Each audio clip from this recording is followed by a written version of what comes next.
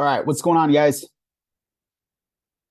Little impromptu live here on a Monday morning. Hopefully everyone had an awesome weekend. It's been a week since Halloween, so hopefully you're not, still snacking on that Halloween candy, right? Um, but doing a quick live here in the group here today. I posted this on my Instagram and a couple other social media places as well. But for you guys, I wanted to do a very in-depth video on this, and kind of, when I say very in-depth, it's not going to be 30 minutes. I'm going to keep this pretty short and buttoned up, but I think it deserves an in-depth video because I see this time and time again, and especially as we're in November and we're only probably less than 60 days starting 2024 in New Year's. This is really prevalent come January 1, where people are setting New Year's resolutions. You're like, this year is going to be my year. And you set these super ambitious goals, right? Which there's nothing wrong with that. But sometimes people get way too excited and try to 180 their life in such a short time frame that they do well for a couple of weeks and they crash and burn. It's interesting that a lot of people think real early January is the most popular time in fitness, or I won't say fitness. I'll just talk from my experience because people ask me, I'm sure, January 1st, January 2nd, January 3rd, you're crazy busy. And not really. Like, it's usually people that crash and burn mid-January, late January, early February was when things really start to get busy for us. It's busy all the time. I'm not saying that, but I notice a lot of people reach out because they fail, time and time again after a couple of weeks. And this is really the reason why, and why our clients who join us are so successful. So I'll walk through this, but here's, as I was saying, one of the biggest mistakes people make when starting their fitness journey is trying to change or build 20 new habits in one day, often a Monday, right? Like, oh, I ate like crap this weekend, but Monday I'm gonna get after it.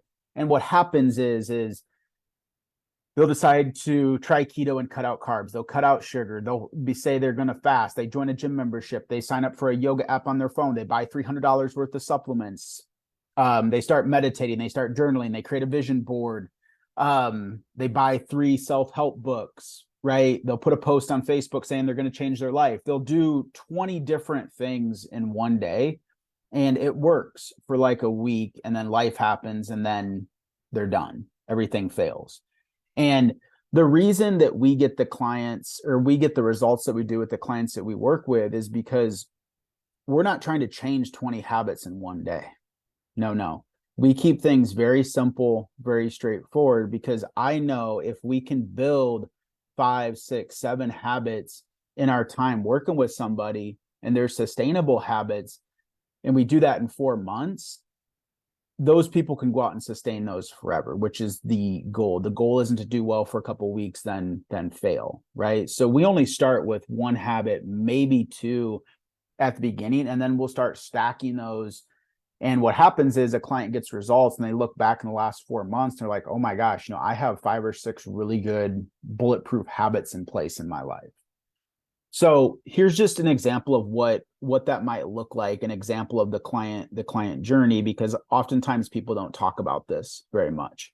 And again, just so you look like, well, this isn't going to work for me. This is just an example. This isn't what we do for every client. This isn't even a real situation, but it is based in reality. This is what it might look like when we work with a client at different timelines in that journey. So we might start week 1 with just them tracking their nutrition. We often don't put any goals in place. If a client, and again, we don't force all of our clients to track, but like if we have a client where tracking their nutrition makes the most sense, we won't even set targets or goals or anything. We just want them to build the habit of tracking their nutrition, because immediately they become aware of what they're doing. You become more conscious of your behavior, your nutrition. It allows us to see it, which allows us to ultimately help them, right? But we won't even change anything. We don't want to say, hey, not only do you need to track your nutrition, we got you focus on this and that and this and that. First week or 2, just track your nutrition. That's it.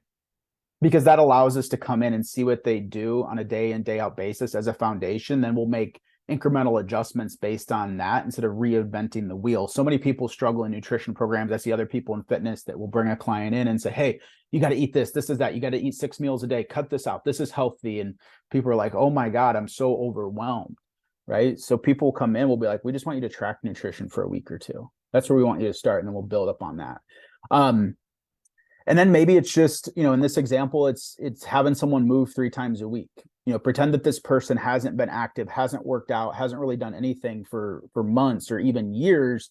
We're not going to have them go to a gym 5 days a week on day one. We might just start with 3 30-minute walks per week, or dusting off and using the old treadmill or bike in their house for 20, 30 minutes. Just to get them on a routine, a set schedule. Maybe that's Monday, Wednesday, Friday at noon for 45 minutes, whatever. But we'll just get them moving their body, right? And then once they prove to themselves and then us, those first 14, 21 days it takes to build a habit. So if a client is tracking their nutrition, maybe put targets in place, they're consistently moving their body, it's like, okay, now let's stack it.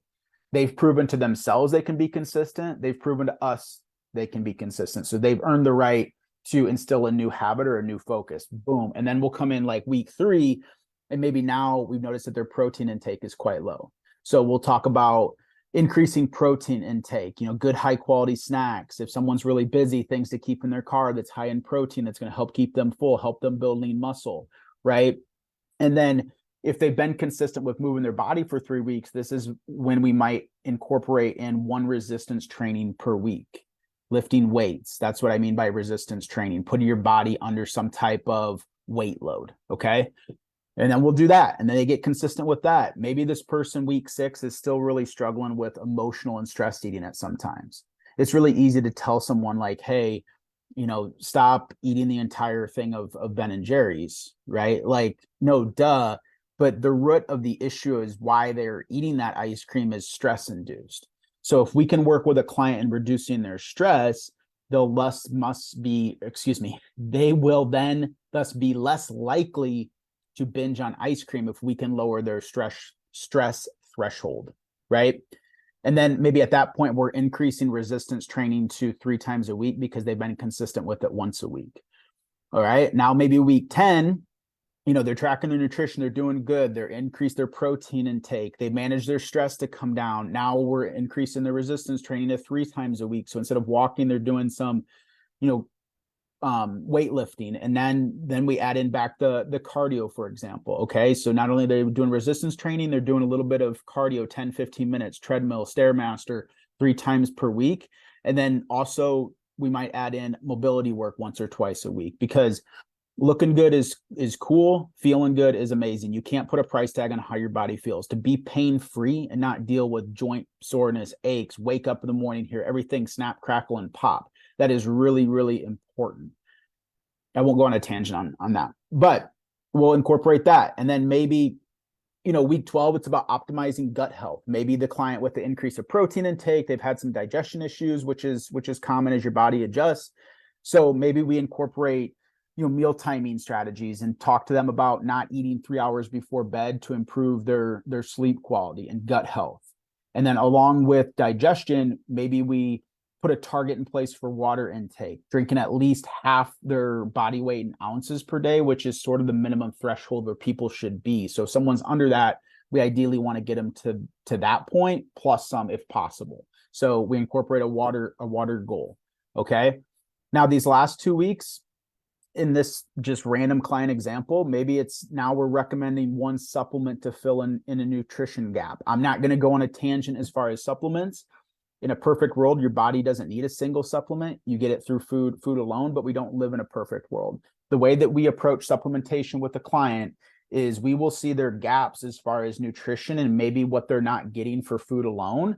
That's going to help increase their micronutrients and making sure they're getting what they need. So like, for example, maybe working with a client that lives somewhere in the northern part of the United States, and they feel like, I just kind of been a little stressed. I feel like I'm a little bit more anxious. I'm a little bit depressed. The weather's changing, it's getting colder. They're not getting enough vitamin D and sunlight, right? So maybe just in conversations with this client, looking at their food and stuff, they're not getting enough vitamin D. So we'll say, hey, maybe try this, something to try for a couple of weeks and see if you notice a difference. But next time you go to the grocery store, grab a little thing of vitamin D supplementation, this many milligrams, and maybe have that once a day with a meal, and then report back when we're working together if you notice a difference in a couple weeks. Maybe you will, awesome, and maybe if you don't, not. But usually people that live in the northern United States are very vitamin D efficient, because obviously it gets cold in the winter, you're not getting enough direct sunlight, right?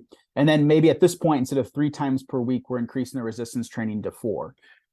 The final thing, in this example is, if in this example we have a client tracking nutrition is not a long-term strategy. We don't want a client 3 years from now going to their favorite, restaurant in town and having to log their steak and potato. Not a long-term lifestyle. Not a way you want to be approaching nutrition forever. I haven't tracked a meal in 10 plus years at this point. And we know that. And we want to build sustainability. We want to build a permanent lifestyle change for our clients that we serve. So maybe towards the end, we start to pull the reins back a little bit on nutrition and get the client to focus on eating intuitively. At this point, they understand nutrition. They came in at a first grade level. Now they're a junior in college level when it comes to nutrition. They can pretty much look at food and know what it's made up of. They understand they can eat as much lettuce as they want. A tablespoon of peanut butter is going to be pretty calorically dense. So we'll start focusing on intuitive eating and not tracking everything, and pull back those reins. Okay. So that's an example, right, of a client journey with us in 16 weeks. Pretty simple. We're not asking them to reinvent the wheel. We're just, holding them accountable, keeping them disciplined, supporting them, being in their corner with them, and stacking a couple habits and focuses every few weeks while working with us. And then you look back on this, think of all the things that they've done. The problem is when people start January 1 or start a fitness goal, they'll try to do all this at one time. They'll start tracking their nutrition, order protein shakes, go to the gym 5 days a week, do cardio 5 days a week, mobility 2 times a week, work on gut health, take supplements. You can't do that in one day. Change takes time. At the bottom of this, I put, because it's popular right now, Rome wasn't built in a day, right? You're not going to build 20 habits in one day. It has to be an evolution. And then you look at these simple things, like here's a typical client results with working with us.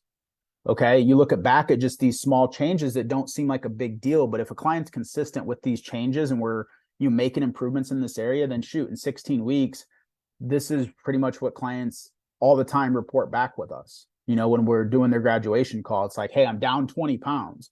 My energy has improved substantially. I've been sleeping better. My gut health is better. I don't feel bloated all the time. I've cut back on alcohol, which I was using as a stress and coping mechanism. I cut that back and I feel much better because of it. My stress and anxiety has never been lower. I have increased flexibility, mobility, less joint pain and inflammation. I'm happier. I've saved money because I'm eating better. I'm better at my job. I'm a better mom and partner. My life has changed forever.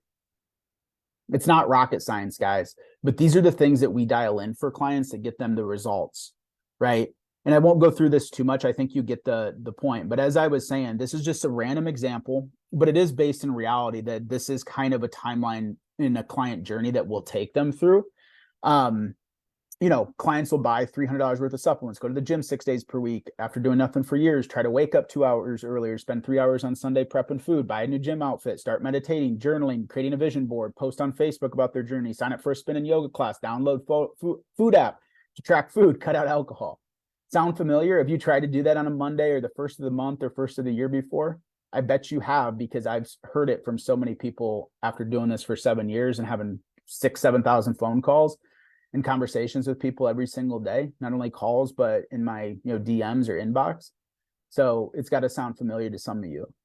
I had a woman one time that bought a dog. I think she liked dogs, so it wasn't just a random thing, but she bought a dog because she thought that would motivate her to start working. I don't know if that's a great idea to buy a dog for that reason. I love dogs. I'm not saying don't buy a dog if you want a dog, but to buy a dog to motivate yourself to start working, I don't know. You tell me. But my point is, it's not a head scratcher that so many of you and a lot of people will crash and burn when they try to do too much, right away. This is why people who start in January do well for a couple of weeks, then they crash and burn and life punches them in the mouth. They're done. Roman Empire wasn't built in a day. So hopefully this helps just give you some idea, give you a little bit of context of what a pretty good health and fitness journey should look like. So whether it's, you choose to work with us or another coaching program, you kind of talk about what that progression looks like. It should be something like this. The big mistake I see in fitness, not only from an individual level, but you'll see other coaches out there, other programs, that they understand people wanted to change yesterday, right? So they lean into that, like, yeah, you come in, you're going to do this, we're going to have you do this and that, and this, and that. And it's like, and don't get me wrong, I've been doing this for 7 years, and I know there's not many people out there that have been doing online coaching as long as I have in the program and company that we have assembled. And I've made that mistake, 5 or 6 years ago coming in, I still care a lot, but I thought I was doing right by the clients that we'd bring in, and to being like, yeah, do this, drink your water, and all these things. It just confused people. People can't make a 180 and completely change their life in one day. It doesn't happen like that. And it was actually doing more harm than good. There's a lot of other coaches and fitness programs out there that haven't learned that lesson yet, because you can't replicate experience. And luckily, the last 4 or 5 years, I've recognized this, and it's got to be a habit at a time. A baby step in the right direction is better than, a stride and then 3 baby steps sideways. So that said, hopefully it's helpful, gives you something to think about. Of course, if you want help, or you want to have a conversation with me because you're struggling, this sounds familiar, and you think you'd benefit from accountability and discipline in a journey like this, wherever you're watching this, feel free to get a hold of me. You can shoot me a DM on Instagram, Facebook. There's links everywhere, so I shouldn't be too hard to find. If you need help, I'd be more than glad to have a conversation to see if we can help you and if it would be a fit. So hopefully that was helpful. We'll see you guys on the next one. Peace. Take care.